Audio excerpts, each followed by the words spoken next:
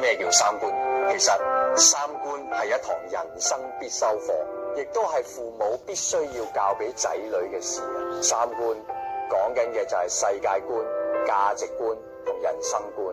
咩係世界觀？唔登高山就唔知天有幾高，唔到深淵就唔知地有幾厚。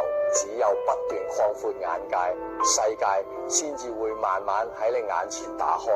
你見識過幾多，行過幾多路，讀過幾多書，識過幾多人，就塑造咗你嘅世界觀。乜嘢係價值觀？唔同人對同一件事有唔同嘅睇法。有人相信知識可以改變命運，有人覺得行萬里路勝過讀萬卷書，亦有人堅信社會歷練先係最寶貴。你認為咩係啱嘅？你重視咩？呢啲就係你嘅價值觀。至於人生觀，就係由你嘅世界觀同價值觀一齊決定出嚟嘅。世界觀有幾闊，價值觀就有幾堅定，人生觀就有幾廣闊嘅。好似你讀過咁多書，行過咁多路，識過咁多人，最終仍然要回歸自己內心去思考，你想過一種點樣嘅生活？